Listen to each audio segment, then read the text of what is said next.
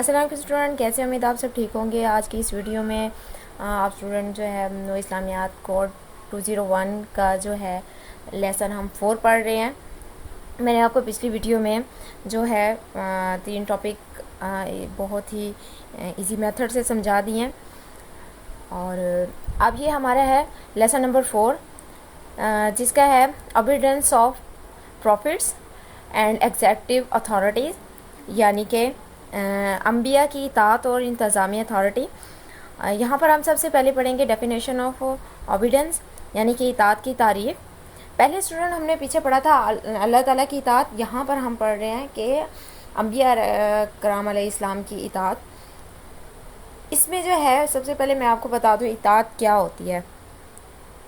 اطاعت ان میں سے ہر ایک فعل کا مطلب یہ ہے کہ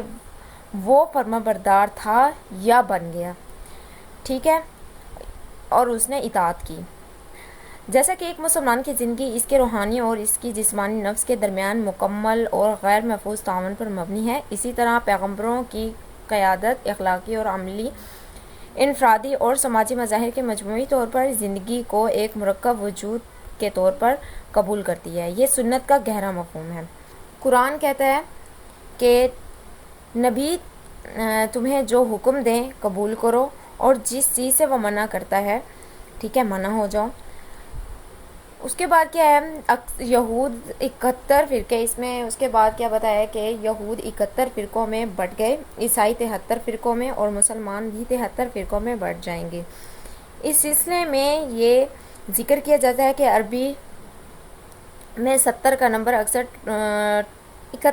اکثر انہیں کا ہوتا ہے، اور یہ ضروری نہیں کہ اصل ریاضی کے اعداد و شمار کو ظاہر کرتا ہو۔ لہٰذا نبی کریم صلی اللہ علیہ وسلم نے بتانا مقصود یہ ہے کہ مسلمانوں میں فرقے اور تفریق بہت زیادہ ہو گئی، یہاں تک کہ یہود و انصار سے بھی زیادہ، اور وہ شامل کیا جائے۔ اس کے بعد کیا ہے کہ اس میں اللہ تعالیٰ نے کیا فرمایا ہے،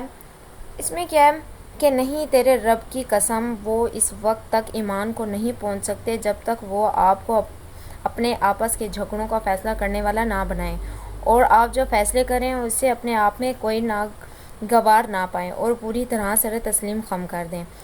اور اس میں بتایا ہے محمد کہو کہ اگر تم خدا سے محبت کرتے ہو تو میری پیروی کرو، خدا تم سے محبت کرے گا اور تمہارے گناہوں کو بخش دے گا، اور خدا بخشنے والا مہربان ہے۔ کہو خدا اور اس کے رسول کی اطاعت کرو، لیکن اگر وہ منہ پھیر لیں تو دیکھو خدا نے محبت نہیں کی۔ یہاں پر بھی اطاعت کا آیت کے ذریعے سے یہی بتایا گیا ہے کہ محمد اور اس کے رسولوں کی جو ہے اطاعت کرو، اور اللہ کی بھی اطاعت کرو۔ اس کے لیے کیا ہے، اس لیے جو ہے سنت نبوی قرآن کے بعد سماجی اور شخص طرز عمل کے اسلامی قانون کا دوسرا ماخذ، در حقیقت ہمیں سنت کو قرآنی تعلیمات کے واحد صحیح تفسیر ماننا چاہیے۔ قرآن کریم کی بہت سی آیات کا ایک تشابہاتی مفہوم ہے، اور ان کو الگ الگ طریقوں سے سمجھایا جا سکتا ہے جب تک کہ تفسیر کا کوئی قطعی نظام نہ ہو۔ یہاں پر کیا ہے، یہاں پر آپ کو بتا دیں کہ ان جو ذرائع ہیں صداقت کے بارے میں، جن سے نبی صلی اللہ علیہ وسلم کی زندگی جو ہے اور اقوال کا پتہ چلتا ہے، ماخذ حدیث ہیں، رسول پاک صلی اللہ علیہ وسلم نے اقوال اور افعال کی روایات جو آپ کے صحابہ نے بیان کیا ہے اور منتقل کیا، اور اسلام کی پہلی چند صدیوں میں تنقیدی طور پر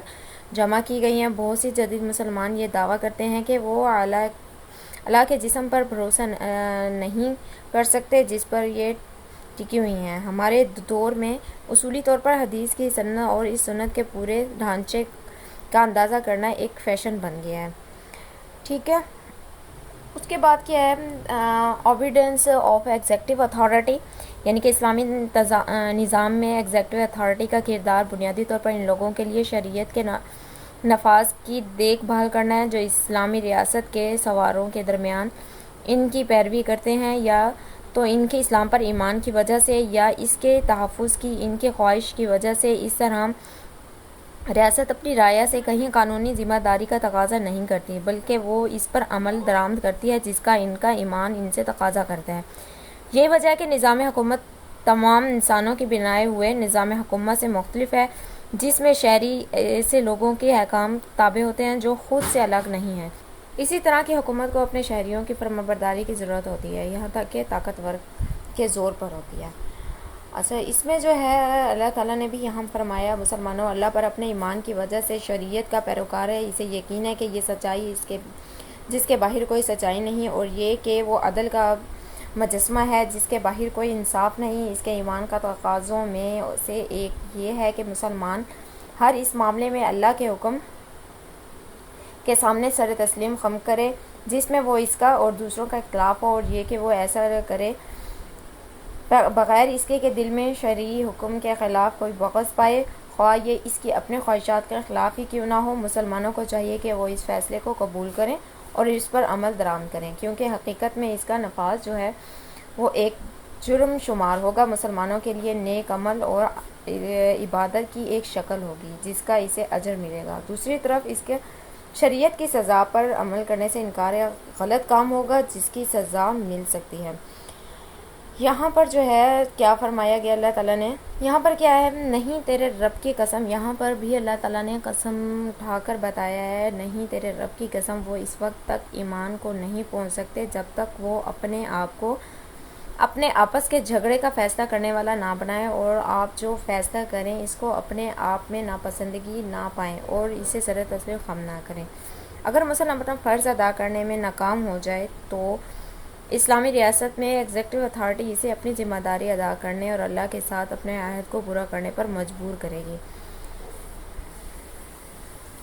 اس کے بعد جو ہے اسلامی آئینی فقہ کے موضوع پر لکھی گئی وگ نے اس بات کی تصدیق کی ہے کہ اسلامی ریاست کی نمائندوں، خلیفہ اور اس کے ذمہ داروں، گورنروں، ججوں اور دیگر سرکاری ملازمین کے کردار کی دفاع میں مسلمانوں کے دنیاوی امور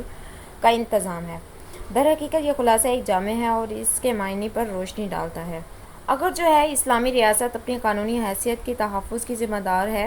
تو اس کے انتظامی احکام جس کی نمائندگی امام، گورنر، ریاست کے ملازم کرتے ہیں، انتظامیہ اور امور مملکت کے انتظام میں اس کی قانونی حیثیت سے دستبردار نہیں ہو سکتے، لہٰذا اگر کوئی ان میں سے کوئی بھی ایسا ضابطہ یا فیصلوں کے ذریعے حل کیا جاتا ہے جس کے تعمیل یا